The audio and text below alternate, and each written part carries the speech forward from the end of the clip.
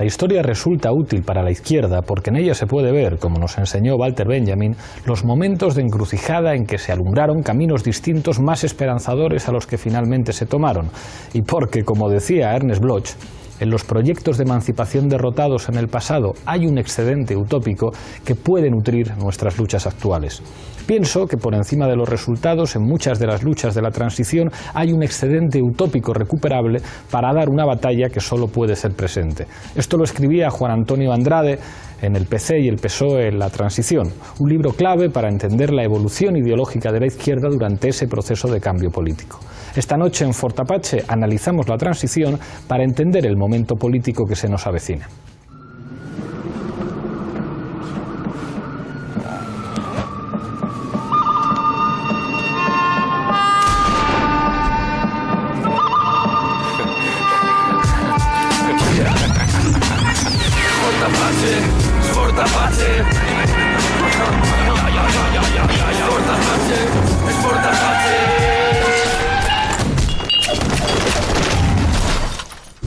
Esta noche en Fort Apache volvemos con uno de nuestros temas preferidos, la transición, para entender algunas de las claves políticas del presente. Para ello contamos con 6 invitados. A mi izquierda no podía faltar Manolo Moneré, uno de los habituales. Muchas gracias por estar aquí. Gracias por invitarme, Pablo. No quería yo prescindir en este debate de Jorge Bestringe. Bienvenido una vez más al programa. Encantado de estar contigo. Nos acompaña también Íñigo Errejón, de la dirección política de Podemos. Tampoco podía faltar en este debate. Bienvenido una vez más. Con déjà vu, pero gracias. Cristina Almeida, abogada, bienvenida a Fort Apache. Gracias, Pablo. Xavi Domènech, historiador, tienes una gran responsabilidad en la tertulia de esta noche. Muchas gracias por venir. A ti, no me cargues demasiado. Y Enrique del Olmo, miembro del Partido Socialista, otro de los habituales de este programa. Muchas gracias por estar aquí. Un gusto, Pablo. Enseguida empezamos a debatir, pero antes, como siempre, en el punto de mira. La transición española es un momento fundamental para entender la historia reciente de nuestro país. En ella se fundaron los consensos que han regido la política de las últimas décadas y que solo con la irrupción del 15M y más tarde de Podemos parecieron empezar a quebrarse. El resultado de estos consensos fue la democracia liberal, que si bien satisfacía alguna de las nuevas demandas, las encuadraba en un marco político que apuntalaba y reproducía los intereses de viejas y nuevas oligarquías. En Fort Apache analizaremos las lecciones que se pueden extraer de la transición para el proceso de cambio de época que estamos viviendo ahora.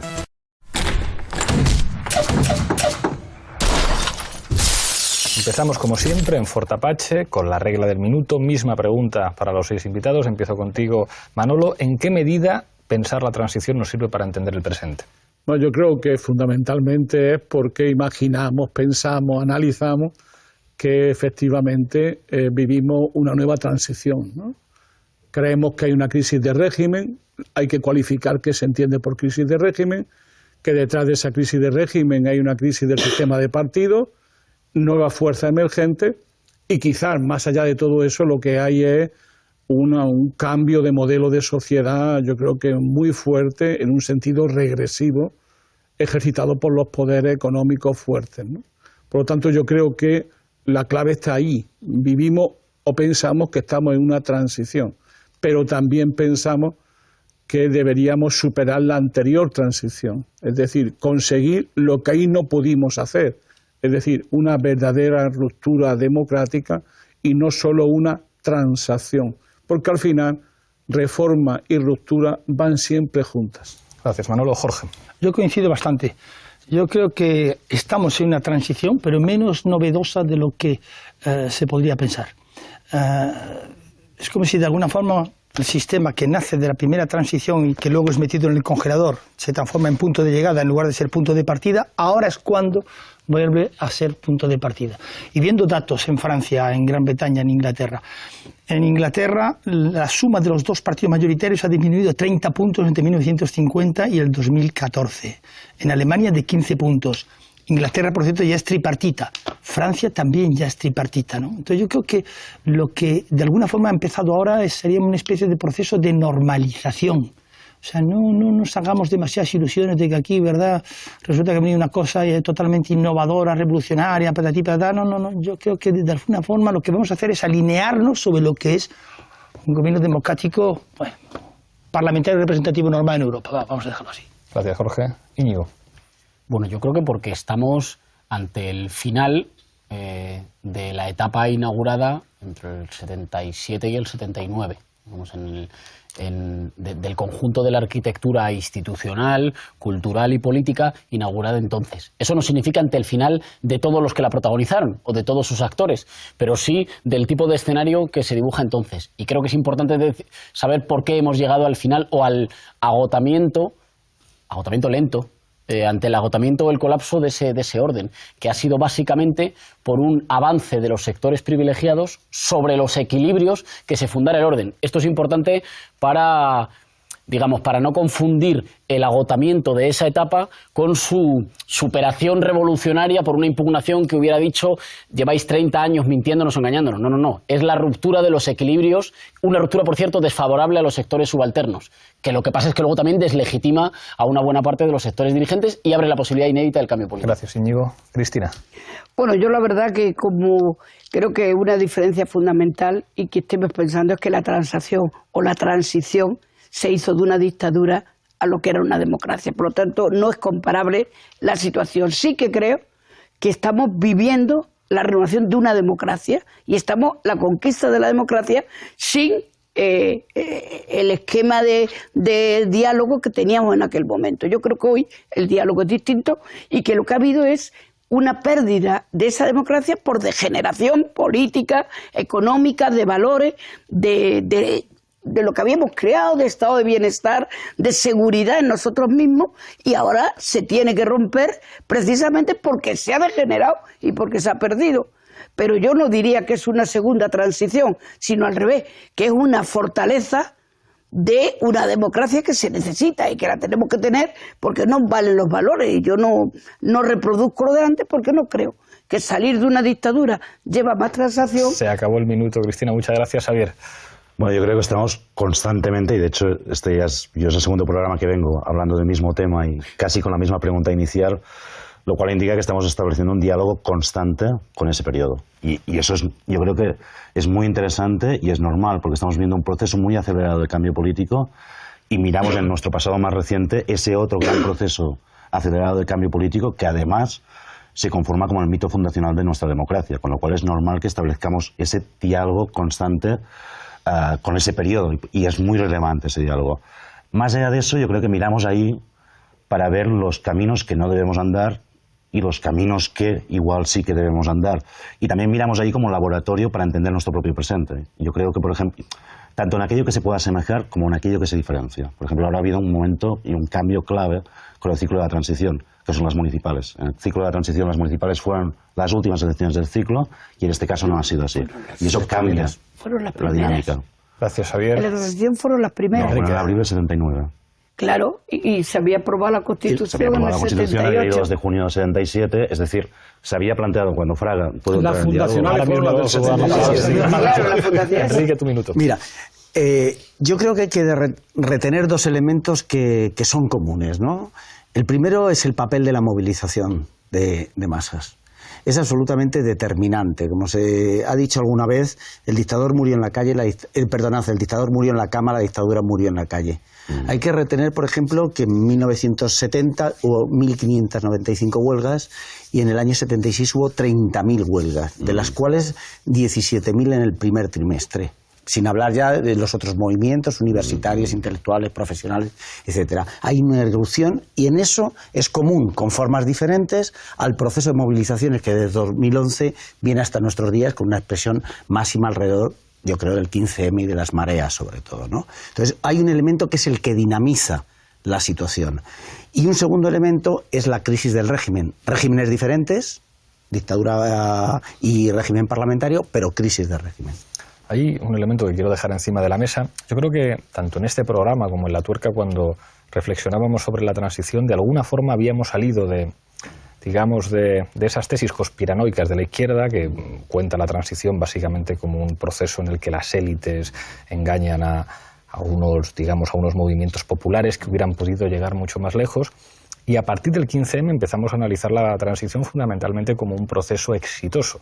Y lo analizábamos como un proceso exitoso no tanto por simpatía, sino porque de alguna manera solo así se entendía que pudiéramos hablar de una crisis de régimen, de una crisis orgánica, de una crisis política en España. De cómo la transición es verdad que tiene un enorme éxito político y un enorme éxito social, que tiene manifestaciones en lo electoral, pero no solo, también en otros aspectos.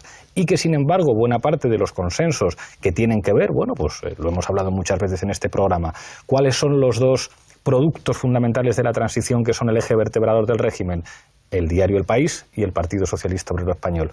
Cuando el diario El País, en el verano del 2012, no existía Podemos, saca un editorial que dice la urgencia de pactar, hablando de la necesidad de un gobierno de gran coalición en España cuando todavía no había Podemos ni nada, o cuando vemos que el Partido Socialista Obrero Español empieza a tener dificultades y va encadenando resultado electoral tras resultado electoral, perdiendo muchos votos, nos damos cuenta de que buena parte de los ejes sustentantes de ese régimen político empieza a ponerse en cuestión.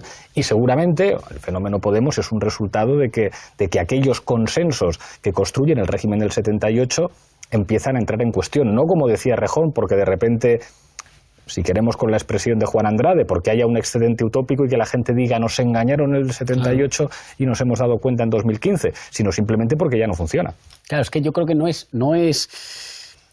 que la transición, o sea, no es una derrota de la transición, es un agotamiento de lo entonces establecido. Y por tanto, creo que ahí no hay que intentar evitar, para hacerse un buen mapa, la ilusión de que ahora se ha levantado el velo que había presidido 30 años de mentira. Cuando algo dura 30 años es de verdad, sea lo que sea, es verdad. Si construye consensos, equilibrios, actores políticos, eso es verdad. Hay un momento, y aquí creo que juega un papel fundamental una cierta fractura generacional, hay un momento en el cual, para una muy buena parte del país, aquellos actores, aquellos periódicos, aquellos intelectuales, aquellos actores políticos salidos de la transición y aquellos mitos no explican las necesidades del país de hoy. Así que no es una especie de derrota de la transición, sino una muerte de la transición. A mí me parece que es fundamental. Incluso una muerte feliz. Porque lo terrible sería que hubiera durado ese régimen de la transición toda la vida, cuando ahí se hizo en unas circunstancias. Os dejo una cosita encima de la mesa que ha dicho Enrique Juliana en un programa en el que debatíamos sobre las elecciones autonómicas y municipales. Decía, solamente ha habido un gesto reformista de respuesta a esa crisis, y ha sido el gesto de la monarquía, en el que el anterior jefe del Estado hace un discurso en el que dice, yo me voy porque me tengo que ir, porque los tiempos implican que yo me tengo que ir y tienen que entrar nuevas generaciones. Pero esto que estoy diciendo no tiene que ver solamente con la institución que yo represento, que es la monarquía, sino que debería tener que ver con los demás, y sin embargo en los demás todavía, claro, nadie lo ha cogido. Es que yo creo que esto es central, porque aquí al alza de la movilización hay un cortafuegos, y como se ha dicho varias veces, el sistema ha hecho sus deberes. Y lo que pasa es que el sistema no hace los deberes homogéneamente. Por ejemplo, siempre le falla al PP. O sea, el programa es gran coalición en las fórmulas que sea SOF con Ciudadanos o PP-PSOE, abdicación, elemento decisivo de cortafuegos, y programa económico, el de la Unión Europea, austeridad, etcétera, etcétera, pero y reforma constitucional limitada. En este campo no se avanza, entre otras cosas, por la ceguera misma del Partido Popular. Porque el dictamen que hacen Cebrián y Felipe, que son los secretarios generales del régimen en estos momentos, se va cumpliendo. Claro. Abdicación, de alguna forma, gran coalición con nuevos o viejos, plan económico de austeridad, pero en la reforma política no pueden avanzar, porque hay una pieza que se gripa, que es Rajoy y compañía. Por eso también le sacan a Ciudadanos rápidamente, para ver si eso lo pueden hacer. Entonces yo creo que esto es muy interesante, porque va a estar permanentemente en el próximo escenario político. Yo sobre la valoración de la transición, yo creo que cualquier valoración sobre un periodo histórico, cuando se refiere además a los de abajo, a los sujetos desde abajo, no puede partir de una teoría conspirativa, porque una teoría conspirativa al final quita toda la fuerza y toda la relevancia de los de abajo. Finalmente es una lectura de que las élites son las que se cocinan y hacen la historia y los demás no pintan nada. Pero tampoco, es decir, yo creo que todo proceso histórico tiene elementos de victoria y de derrota. Y en que en toda derrota, en algunas no, algunas son absolutas, pero en toda derrota hay elementos de victoria, y en toda victoria se encuentran elementos de derrota y que el proceso de transición es enormemente complejo, que no es cierto que sea una reforma del franquismo, se instaura un nuevo régimen, que ese nuevo régimen se instaura porque se abre un proceso constituyente desde la calle, que se cierra desde las instituciones y se cierra, yo diría que no demasiado bien. Eso sí que lo diría. Es probablemente exitoso, pero yo creo que es exitoso porque se consolida.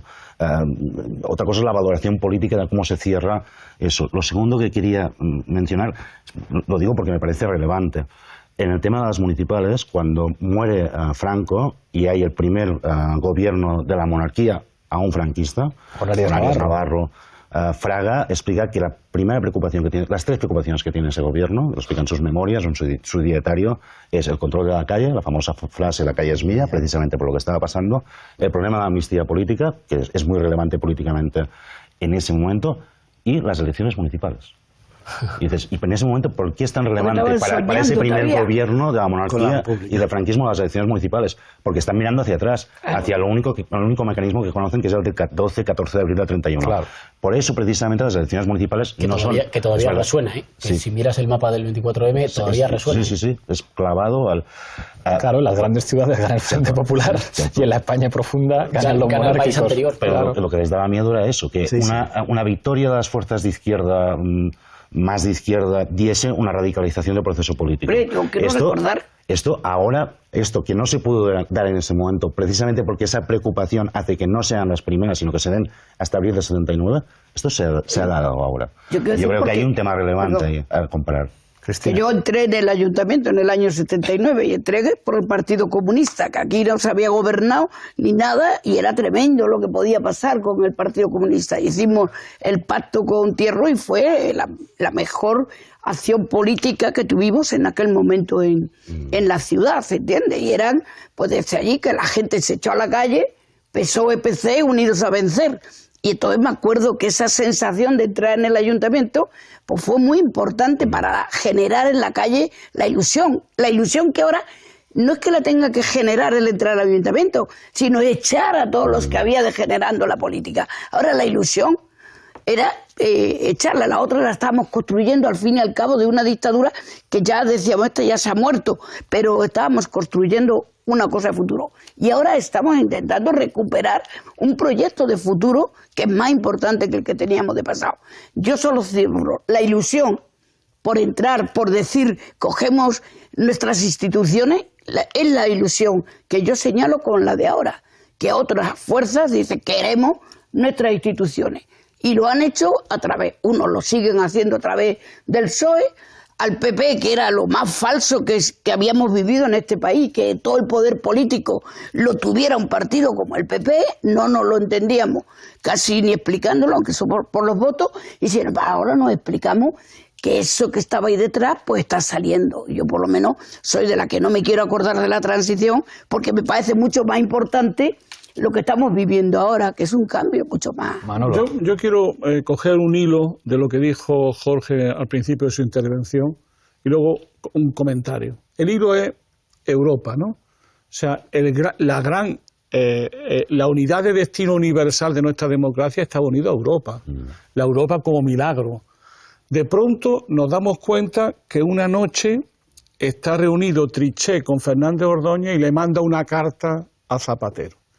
Esa carta genera un enorme chantaje político donde los poderes económicos le dicen a Zapatero, o cambia usted de política radicalmente o hundimos a España. O sea, es una cosa, cuando hablamos de la transición y cómo se agota, no es que se agote en un movimiento histórico, es que la agotan los poderes fuertes que deciden que las bases del consenso de la transición ya no valen en este capitalismo que emerge de la crisis. Yo creo que eso es muy importante partir de ese dato. Para nosotros Europa era muy importante en aquel momento. Rápidamente, Zapatero lo que hace es, que nadie se lo pedía, la modificación del artículo 135. No es pequeña cosa, es una reforma express que cambia, yo creo que sustancialmente, el modelo económico. Pero luego una segunda cuestión, tirando del hilo que decía Jorge, ¿no? Que es un poco lo que él llama la crisis del bipartidismo. Yo creo que lo que estamos viviendo, como siempre, con resistencia, es lo que podamos llamar la norteamericanización de nuestra vida pública europea. en un sentido muy de fondo, que es que se acaba la democracia pluralista. Es decir, la democracia basada en proyectos contrapuestos de modelos de sociedad entre dos grandes fuerzas, lo que Otto Oppenheimer llamaba el declive de la oposición, que era la experiencia norteamericana, es lo que se está dando en Europa. Es decir, lo que está es acabándose la especificidad europea con una creciente homogeneidad entre las dos grandes fuerzas políticas que están de acuerdo en lo fundamental y divergen solo en lo accesorio. Y la otra punta del hilo que había que tirar de esa norteamericanización, que es el declive de cualquier idea solvente de oposición y, por tanto, la creación de una situación populista en el sur. ¿Por qué en el sur? Porque de pronto el sueño europeo nos dice que hay una Europa del norte y otra del sur, que somos una periferia dependiente del norte y que nos toca a los del sur tocarla peor. Yo creo que eso sí que tiene que ver mucho con el tipo de transición que vamos a inaugurar y que es diferente a la etapa anterior. Ahora ya somos la periferia del sur. Luego lo nacional popular va a tener una importancia decisiva. Mira qué casualidad que entremos en Europa, Grecia, España y Portugal, que éramos las tres dictaduras que había habido. Y ahora estamos para salir los mismos. Es decir, ¿qué está pasando lo llamativo ahí? Es que el actor político fundamental para esa entrada en Europa es el PASOK en Grecia, el Partido Socialista en Portugal y el Partido Socialista Obrero Español aquí. Es decir, una de las claves de la crisis de régimen es que pues la única base sustentante del proyecto político europeo, que es la prosperidad. O sea, estas tonterías de que si el cristianismo, que si la identidad europea, la guerra y no sé qué. Europa es una cosa que interesa porque asegura derechos sociales y prosperidad. Claro. Y son los partidos socialistas los que frente a los partidos comunistas dicen, usted no se preocupe, que yo estoy con la OTAN y estoy además a favor del proyecto europeo que favorece a las clases subalternas de mi país. Claro, cuando Zapatero toma la decisión de reformar el artículo 135, el drama de Zapatero es que sabe que pierde las siguientes elecciones. Claro. Él está tomando, lo reconoce en unas memorias que ha escrito. Pero además él tenía sabe que haber dicho que las va a perder, que va a entregar, claro, que va a entregar el poder al Partido Popular y que de alguna manera está limitándose la base de gobernabilidad de los partidos socialistas en el sur de Europa. Es decir, los propios socialistas son conscientes, con estas reglas del juego es muy difícil que yo pueda volver a ganar las elecciones. Por eso siguen siendo el eje definitivo. ¿Cuál es el modelo que les entusiasma a los socialistas españoles? Lo de Renzi. O sea, cuando Renzi gana en Italia dicen, Dios mío, Renzi ha derrotado a los populistas, ha conseguido derrotar a Berlusconi, maneja un discurso progresista y sin embargo está bien. Y lo que pasa es que en España Pedro Sánchez no puede ser Renzi y ahora tiene que elegir. Lo que pasa es que me parece bien fijar como ese hito, ¿no? El hito de la ofensiva de constituyente, el hito más importante. El momento en el que se dice por encima de lo que diga la soberanía popular, me parece bien. Pero después pasan muchas cosas y todavía las élites no habían perdido la capacidad de representar el interés general. Y esa sí que es una diferencia, me parece, con la transición. En la transición uno se podría haber imaginado una cierta continuidad modernizadora del franquismo que hacen saltar por los aires la movilización popular. La movilización popular, en nuestro caso, digo, en el 2011, es mucho más modesta. No hace saltar por los aires ningún plan reformista. De hecho, lo fundamental es que no hay ningún plan reformista solvente. Si hubiera habido algún plan reformista solvente, no estaríamos en este ciclo posible de cambio político. Es decir, cuando en un momento dado, de repente, hay esa explosión, digamos, de descontento que podía haber ido en sentidos políticos muy diferentes, que damos en llamar 15M. En Europa, fíjate por dónde van. Pero lo que sorprende es que aquí nadie entre las élites tiene la menor capacidad hegemónica para darle alguna solución al interior del sistema de partidos. Si la hubieran tenido, hoy no estaríamos en la situación que estamos. Creo que en este caso es más una incapacidad por arriba que una virtud por abajo, diría, en el caso actual. Y siento que no sea muy optimista. Y la otra diferencia es que creo que pese a esa incapacidad por arriba, el conjunto del sistema político es hoy más complejo. Tiene más canales para seducir, fabricar alternativas, recomponer equilibrios rotos, en la medida en que no es tan monolítico y en que es pluralista, claro que con primacía de la oligarquía, pero que es pluralista, hay más recovecos para contener una avalancha. Nosotros hemos sido una avalancha. Una hipótesis que pensaba en avalancha. ¿Qué ha recibido la avalancha? La avalancha ha recibido tratamiento diferenciado y por eso es tan útil. Imaginemos una avalancha que recibe un sistema de diques que la divide el agua, divide la ola. Entonces, a uno lo estigmatiza, el otro lo obliga a pactar, el otro lo cerca y lo obliga a hablar de sí mismo. Es un sistema es un estado más complejo y por tanto aguanta más las irrupciones catastróficas que decía Gramsci, las diversifica. Pero ahora empieza la historia del movimiento, porque el movimiento está ahí, pero ahora el ejercicio del poder, ¿entiendes? El ejercicio del poder, la administración del derecho de los ciudadanos es donde va a estar la diferencia también, como está pasando en Grecia, que estamos rodeados por todos lados para decir quién va a tirar para adelante. Y a mí tenemos que tener que todo ese movimiento que no considero modesto sea para entablar una verdadera solución ciudadana para todos los problemas. Xavi, Jorge... Yo tres cosas interesantes. Y Enrique. Que ese sistema es el sistema para evitar hundimientos. De hecho, el Titanic tenía ese sistema. Que si se abría un agua, había compartimientos, de todas formas se hundió igual. Con lo cual, a veces intentar hacer tantos compartimientos tampoco acaba de funcionar porque supera el nivel del agua a lo que puede sostener cada... De todas formas, yo sí que hay una reflexión.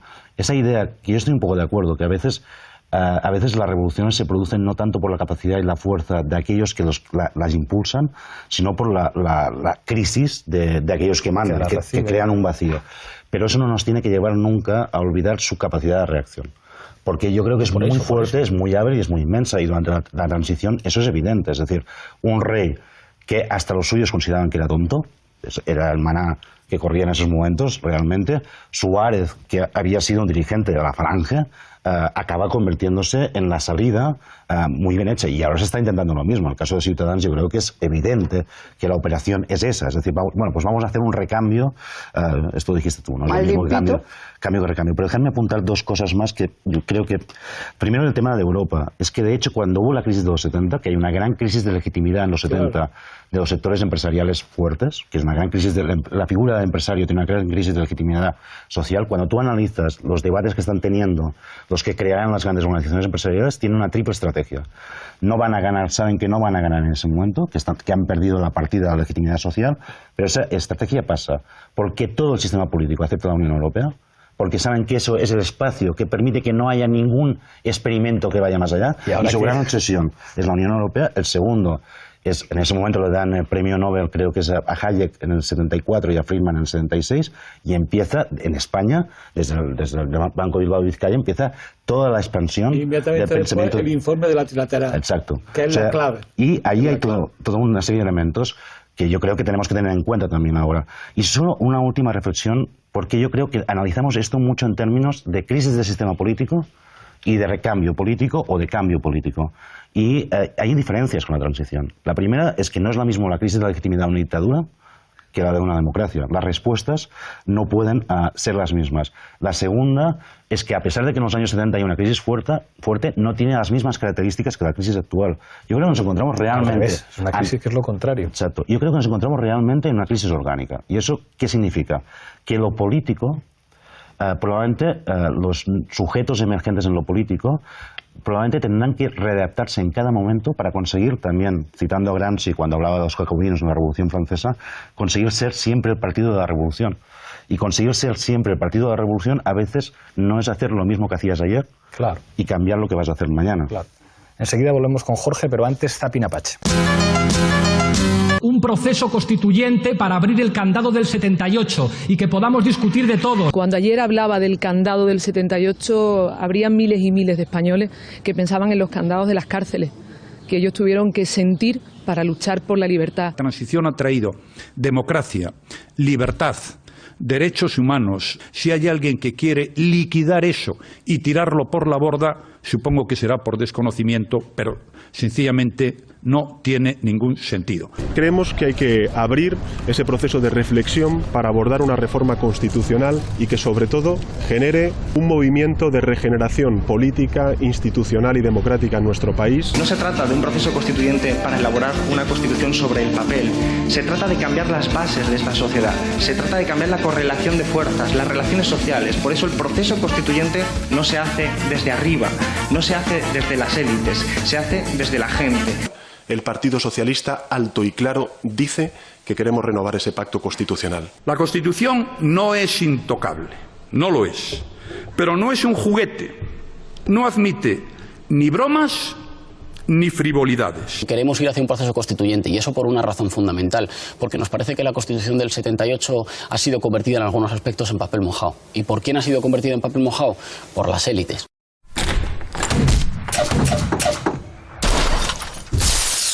Nadie podrá decir que no hemos condicionado el lenguaje político en este país. Jorge. Dos matizaciones primero. La calle es mía, lo digo porque tengo un historiador ahí. Un día se lo pregunté, le dije, ¿por qué? A Fraga se lo preguntaste. Sí, ¿por qué eso de la calle es mía? Dice, bueno, se ha interpretado después interesadamente. Yo no dije que la calle era mía. Quise decir es mi responsabilidad. Porque era el ministro de Interior. Claro. Dos. Y más, eres catalán. Sí. Hombre, es evidente que Ciudadanos es la operación Roca bis.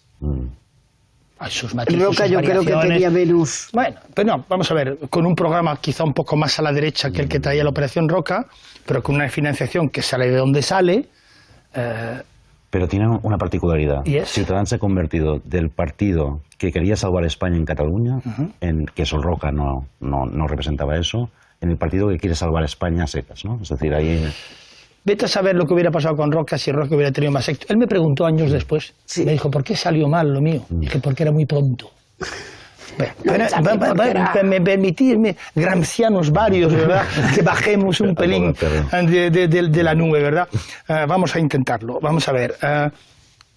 En 1945 empieza una marcha hacia el bipartidismo clarísima, incluido en Estados Unidos. Estados Unidos no era bipartidista antes de la Segunda Guerra Mundial, sino que había republicanos, demócratas del sur y populistas, varios, por cierto. Aparte de algún partido fascista, porque evidentemente no iba a ningún lado. Bueno, en Inglaterra el bipartidismo se mantiene, ha ganado, grosso modo, ¿por qué no? En Alemania el bipartidismo se instala. En Francia no se instala aún por las guerras de descolonización, pero evidentemente tarde o temprano se instala como pasó. ¿Por qué no hemos puesto sobre la mesa una cuestión que es evidente aquí? Todos estos procesos coinciden con los 30 gloriosos. Entonces vamos a empezar un poquito a bajar de la nube. Y no, la transición, no, vamos a ver. Cuando Franco muere, había dinero. Y por lo tanto, como había dinero, se podía pegar, lo que él ha dicho, un candadazo a la transición. Se hace la transición y se pega un candado. Ahora no hay dinero. Entonces se suelta lastre por el otro lado. Pero eso de que la transición... fue exitosa. No hay dinero para todos. Espera, eso de que la transición, Íñigo, fue exitosa porque duró 30 años, ha durado los 30 años en que ha habido pasta, Íñigo. Y cuando la pasta se acabó, ahora se habla de otra transición. No me miréis así, yo creo que hay que bajar un poco de la nube. Yo comprendo las grandes... Sin duda, vale, ahora te doy la palabra. Eso es Enrique, después Manolo, luego vamos con Íñigo. Yo quería desarrollar un poco la comparación entre... la respuesta política de la gente ante la dictadura, que es evidente la legitimidad es radicalmente diferente, pero para la gente que se movilizaba el objetivo abajo de la dictadura es un objetivo simple, sencillo, nítido, ¿no? Actualmente es más complejo y al ser más complejo también demuestra una mayor maduración del movimiento que ha habido. O sea, no nos confundamos. Aquí se analiza el tema de la reivindicación de una nueva ley electoral, de modificación de las normas de convivencia política y un tema masivo socialmente, que es el rechazo a la corrupción. Es decir, hay elementos de crisis más complejos para el conjunto de la sociedad. Y la respuesta del conjunto de la sociedad, primero, es mucho más masiva que en la lucha contra la dictadura. Contra la dictadura algunos millones luchaban, muy pocos, 2, 3 a lo sumo. Y ahora son procesos que, aunque se canalicen en fenómenos electorales, son, por ejemplo, ¿qué consenso hay en opinión pública alrededor de la reforma de la ley electoral? 70%. Alrededor de la reforma de la ley de partidos, muy alto. Alrededor de la solución de la cuestión catalana, también muy alto, con salidas diferentes. Pero yo lo que sí quiero reflejar que es que este movimiento para mí sí tiene un elemento que al ser más complejo también requiere un cierto grado de maduración política diferente y esa maduración solo se hace por la construcción de canales políticos para expresarse. Para mí el 24M refleja también eso. Cuando el primer aldabonazo del 25 de mayo con el impacto del resultado de Podemos, ahora tiene una continuidad diferente, tanto en la manifestación de Podemos como en la manifestación de las candidaturas de Unidad Popular. Es decir, que el movimiento ha buscado cauces políticos que durante un año y pico ya no los tenía en la movilización. Y además, porque la gente dice, ¿por qué ha habido un periodo de desmovilización? Ha habido un periodo de desmovilización porque la gente no está todo el puñetero día en la calle. Claro. Porque hay un momento que ve que para conseguir que no nos privaticen los hospitales hay que cambiar al gobierno. Claro, hay que votar. Y lo entiende, claro. Y lo entiende perfectamente. Y esto se refleja, la marea blanca va ahí abajo porque primero no puede estar 12 meses saliendo todos los sábados. Y lo de la complejidad tiene toda razón. Imagínate cuando ya no esté Esperanza Aguirre. Lo siento, de verdad. Sí, sí. Qué pena, cuando no vaya a estar, con lo fácil que lo ponía. ¿Verdad que sí? Sí, pero aparte, la incidencia en la misma crisis de la representación política de la derecha, que es que yo creo que este es un tema que hay que... Antes dije una cosa, que es evidente, en el juego del programa del sistema, de los 4 puntos que yo dije, y de la Secretaría General de Felipe y de Cebrián, hay una pieza que nunca les funciona, que es el Partido Popular. Porque no accede a ceder lo elemental, que es una reforma preventiva. Es que este es un tema muy serio, y en esos ciudadanos es donde puede jugar un rol.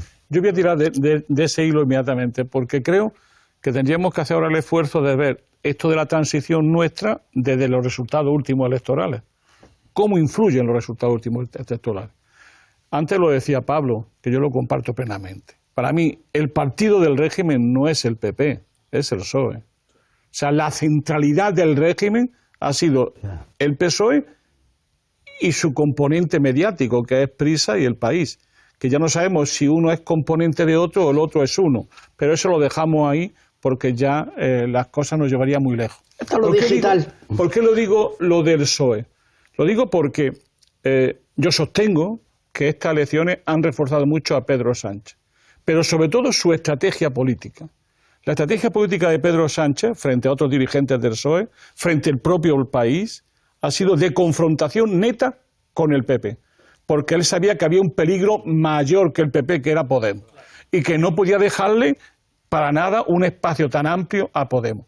Entonces, de alguna manera, lo que resuelve, a mi juicio, estas elecciones es lo siguiente, no la resuelve completamente, es ante los que mandan de aquí y de allá, o de acullá, el PSOE se define por lo siguiente: yo soy el único que puede asegurar la derrota de Podemos.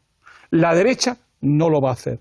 Y a mi juicio, lo que viene ahora va a ser un intento de buscar una nueva centralidad reformista, entre comillas, o transformista, frente a Podemos.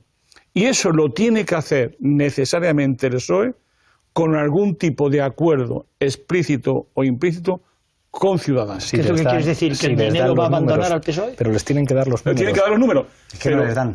No les dan. Pero por eso digo que esa es la batalla política que hay en este momento, que es cuando dice Pedro Sánchez, decía, vamos a hacer la reforma constitucional.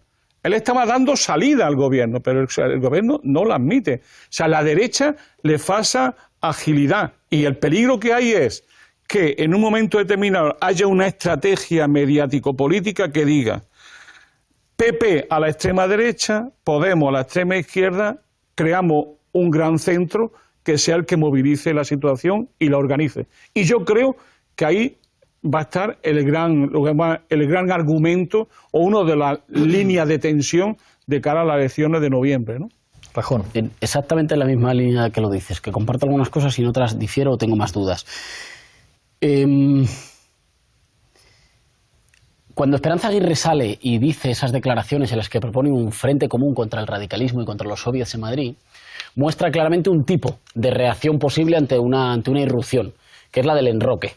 Cierre de filas, aquí no se mueve absolutamente nadie, cordón sanitario. Para nosotros es más fácil ese escenario. Ese es un escenario mucho más fácil. Claro. Pero en eso coincidís. ¿Quién? Tú y... Sí, esa es la parte, por eso digo que a partir de ahí.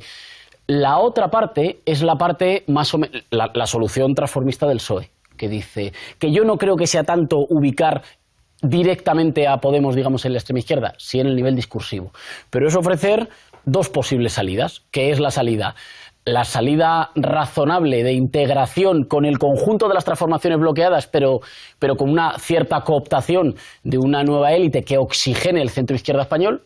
Habéis demostrado que lo habéis hecho bien. Siempre supimos que nos teníamos que entender, entenderéis que os teníamos que golpear porque estamos en vísperas de las urnas, pero ya ahora pasadas las urnas hay un hueco aquí. Siempre que aceptemos que el conjunto del escenario no lo definimos en la política, lo definen los poderes fácticos.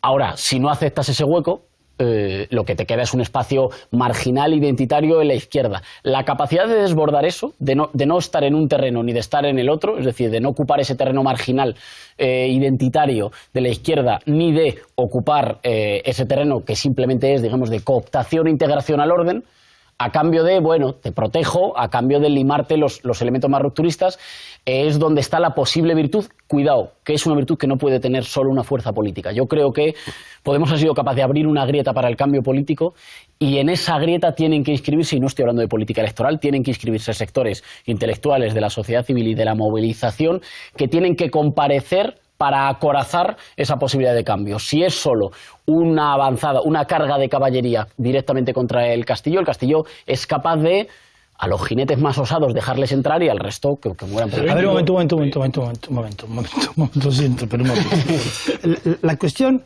fijaos, yo con la COE tuve bastante relación. Yo en este momento básicamente me coloco en su lugar y creo que sé lo que piensan. Sí piensan. Bueno, me refiero a la COE, me refiero al poder económico. El IBE va por otro lado. O ambos se ponen de acuerdo en este esquema que habéis dado, en esa hipótesis, o si no, evidentemente van a jugar la carta que habéis descrito. Pues son perfectamente capaces, ¿eh? No es que el poder financiero no es de derecha ni de izquierda, es su mantenimiento, punto. Es la casta, la jauría, ya está, supervivir. El problema, y evidentemente para la segunda opción, es decir, aupar tanto el PSOE arrinconando Podemos a la izquierda y el PP a la derecha, tienen medios, pero no tienen mucho tiempo. Esa es la ventaja que tenemos, que es que no tienen mucho tiempo. Que es que, como cuando el otro día tú y yo hablábamos de blitz y trincheras, perdón, Pablo, es que nosotros también hablamos a veces a tus espaldas, bueno, pues llegamos los dos a la conclusión de que había que ir pensando en ir cavando trincheras. Pero luego le he dado la vuelta y he pensado, no, todavía queda una posibilidad de blitz. Claramente, todavía queda carga de caballería. La última, después trincheras. Pero hay una cuanto cosa, más lejos llegues en esa carga, más avanzada. Jorge, pero eso depende mucho de la estrategia de Podemos. Es decir, porque ahora viene, es decir, Podemos tiene que hacer una doble cosa, lo que yo llamo una estrategia densa en complejidad. Tiene que ser, por no decir muy jodida, pero muy compleja, que es ataque frontal, directo, de asalto acelerado contra la derecha. Y luego recuperación. Y luego tiene que hacer cerco mutuo y posiciones con el PSOE. Es decir, va a tener que trabajar en un doble sentido. Por un lado tiene que hacer el discurso contra la derecha, pero por otro lado se va a encontrar con un PSOE que va a buscar la centralidad y se le va a obligar a jugar en el territorio del cerco mutuo. Por ejemplo, se decía en estos días, dice, yo te reconozco y tú me reconoces. ¿Qué significa te reconozco? Que es muy difícil decir que Podemos es horrible y pactar con él en una comunidad, pero a su vez Podemos pacta con el PSOE y le da fuerza en esa comunidad. Es decir, y oxígeno, es decir, estamos viviendo en eso, guerra de posiciones y guerra al asalto, ¿no? A la vez, ¿no? Hay una cuestión que en este caso nos favorece, que es la época, y por volver a la comparación con el momento de la transición. La situación económica que había en España en el periodo de la transición, la situación económica que había en el mundo con el auge del neoliberalismo e incluso en una dinámica de guerra fría, favorecía claramente que el Partido Socialista tuviera algo que ofrecer a los sectores populares, incluso para convertirles la socialdemocracia, incluso para convertirles en clase media, más como categoría ideológica de autopercepción. Es decir, esto de la clase media es más cómo se ve uno a sí mismo que lo que uno es en términos sociológicos. Ahora no. Ahora el problema de los socialistas es que en el sur de Europa tienen muchas dificultades para ofrecer un modelo social. No hay mucho con lo que comprar obediencia. Claro, es decir, efectivamente. Y no hay un modelo en el que ellos además puedan tomar distancia de nosotros. Cuando yo me reuní con los economistas frente a la crisis, que el 70, el 80% provenían del PSOE, les dije, si este es vuestro programa económico, yo mañana llego a un acuerdo de gobierno con Pedro Sánchez si él lo acepta, porque yo acepto punto por punto todos los planteamientos que hacéis en este programa económico. Claro, se echaron para atrás porque saben perfectamente que el Partido Socialista no lo acepta. Nosotros sí. La coyuntura económica actual es completamente opuesta a la que se dio hace 35 años. Eso hace que a la hora de discutir de política, incluso en cómo se está moviendo el Partido Socialista, coño, van detrás de nosotros, es decir, nos copian el lenguaje, ahora les gusta la palabra rescate ciudadano, reconocen que la troika puede ser un problema, que hay que recuperar espacios soberanos porque saben que si no tienen muchas dificultades para los votos. Eso dificulta una cosa que sería muy coherente, que es la estrategia de centralidad con respecto a Ciudadanos, pero eso nos permite volver a nosotros a un discurso que nos es natural de hay dos opciones, o democratizamos la economía o no democratizamos la economía, o recuperamos un proyecto europeo fundamentado en los derechos sociales y en la prosperidad, prosperidad, o la alternativa es Marine Le Pen o Amanecer Dorado. Y en esto no solamente hay retórica, hay mucho de verdad. Esto lo reconoce en Europa todo el mundo, que el proyecto europeo está en crisis porque no hay derechos sociales. Es decir, nunca en un montón de años tuvimos una coyuntura económica e histórica tan favorable para decir nosotros tenemos la iniciativa, no solamente en la carga de caballería, que es una dinámica electoral para intentar ganarle las elecciones, sino incluso en términos de proyecto político. El Partido Socialista está en una posición terriblemente difícil porque ellos no tienen un proyecto económico propio. El tema quiero ahondar un poco. El Partido Socialista juega un papel fundamental en el momento de máxima crisis del actual régimen, que es previo a la abdicación. Y el último gran servicio que hace Rubalcaba es garantizar que el grupo parlamentario vota unánimemente, excepto dos, la abdicación, cuestión fundamental, y se queda para taponar eso, porque el riesgo de más fugas era grande. Y la segunda cuestión, sus propias primarias. Pedro Sánchez es el candidato en esos momentos del establishment completamente. ¿Y qué sucede luego con Pedro? Por ejemplo, las presiones a Madina para que se retire son del máximo nivel. Te digo, Botín, Zapatero, Felipe y compañía, directas, para que se retire. Porque le tienen menos confianza o tiene que aparentar girar más a la izquierda. Y sin embargo, Sánchez, ¿qué es eso? Por supervivencia propia, tiene que hacer otra política. Claro. Y tiene que hacer... Los dirigentes del PSOE llegan por la derecha y acaban defendiendo políticas de izquierda. Bueno, pero el problema es muy serio y tiene que producir el acercamiento a Podemos en estos mismos momentos. Entonces, eso... y tiene que ver también con otra cosa. En estos momentos, el 24, en las elecciones municipales y autonómicas, han situado ya en poder real, institucional, a fuerzas que ellos no querían ver nunca ahí. Claro. Y esto es muy concreto. Madrid, el problema es las 5 operaciones que intentó cerrar Botella, Chamartín, Mau Calderón, nuevos ministerios, Campamento y Canalejas, quedan colgadas del guindo. Y eso ahí sí que tocamos hueso. Son 30.000 millones de negocio. No es casual que ayer Villarmir en México hablase de su preocupación. Su preocupación es esta.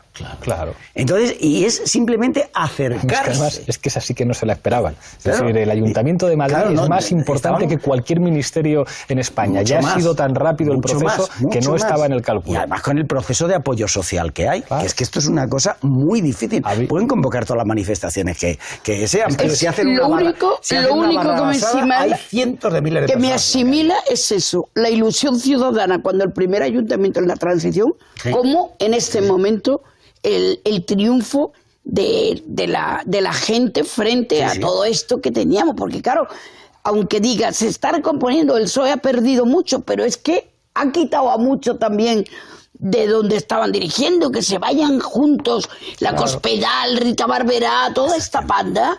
Bueno, eso ya es como un respiro colectivo del país, aunque no se sabe ni cómo lo van a hacer. El problema ahora es demostrar hacer bien las cosas, coger las primeras medidas que se puedan tener para saber que vamos orientados, ¿entiendes? Porque me parece que aparte de ilusión hay que gobernar, y se te muere una mula en mitad de la calle y tienes que ir a esto y tal. Entonces, todo eso...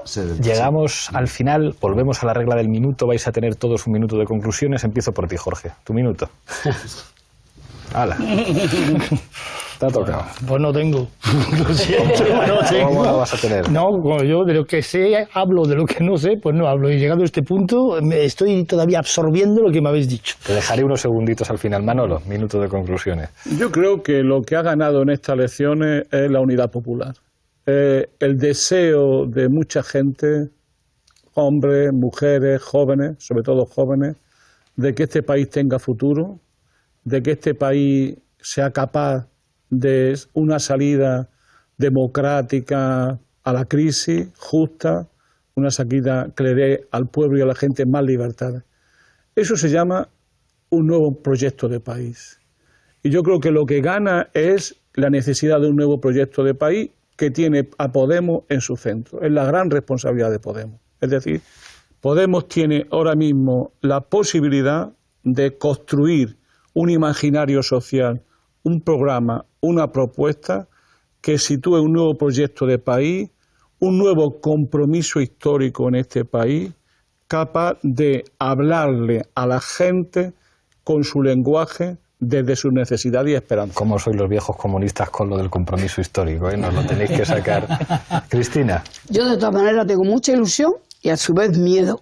Ilusión porque creo que llenar de ilusión las cosas es lo que más satisface al ser humano después de esa negritud de periodo que hemos vivido, y que es verdad que serán todos iguales, pero es que estos del PP nos han dejado chafados para toda la vida. Entonces me parece muy importante, pero yo tengo miedo a todo eso que hemos hablado, porque no lo van a dejar perder así, y nosotros no estamos con las armas. Las únicas armas que tenemos es saber hacer las cosas para el contenido de toda la gente. Y eso hay que aprovecharlo en estos meses porque me parecen importantísimos. Y frente al miedo, que ya lo están soltando, yo creo que tiene que ganar la ilusión. No una utópica ilusión, una ilusión de convencimiento progresista, que me parece muy importante. Gracias, Cristina. Íñigo. Las elecciones del 24 de mayo han demostrado que hay condiciones para una mayoría política nueva en España, que se nutre de lugares muy diferentes.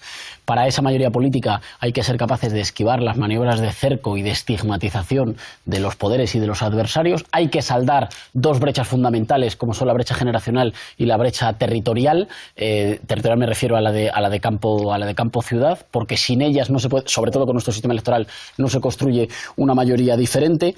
Diría que es clave para eso fundar una meta, un objetivo colectivo. Es verdad que es fundamental que cuando los poderes pueden comprar la obediencia, pero aquí no solo les ha fallado la capacidad de comprar la obediencia, también de proponer metas colectivas. No hay sociedad sin metas colectivas que cohesionaran, y frente a eso ha habido fragmentación. Tenemos que ser capaces de producir eso, pero el tiempo sí que se mueve, porque aunque no sean capaces de comprar la obediencia, pueden sembrar resignación.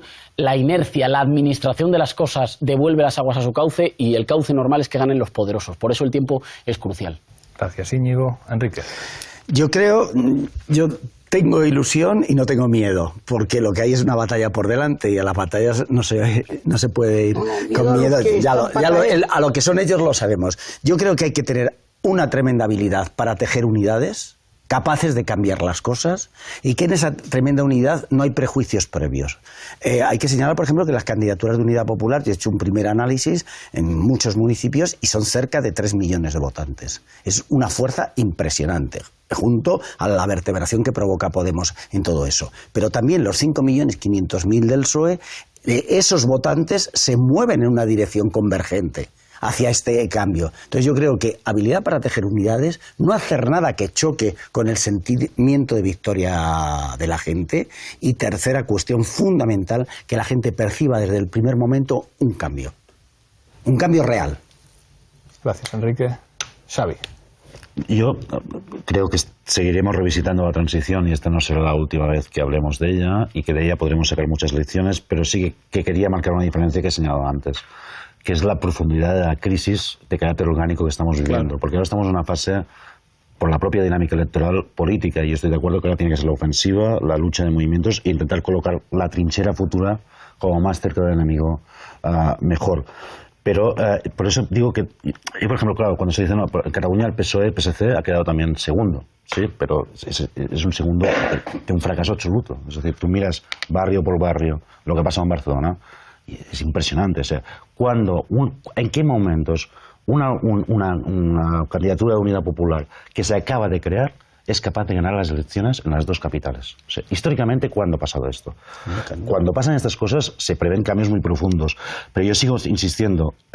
Yo creo que esta crisis que tenemos por delante es una crisis de larga duración, que plantea muchas contradicciones y con la cual tendremos que mutar muchas veces en ese proceso. Gracias, Xavi. Te doy 20 segundos, Jorge. No, es muy sencillo. Felizmente en 4 meses, o infelizmente en 4 meses, la situación real de la gente no va a mejorar.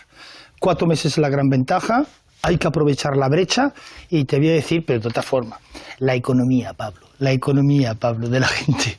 Y ahora podemos volver a restablecer el eje Monereo-Bestriz. Muchísimas gracias, Jorge.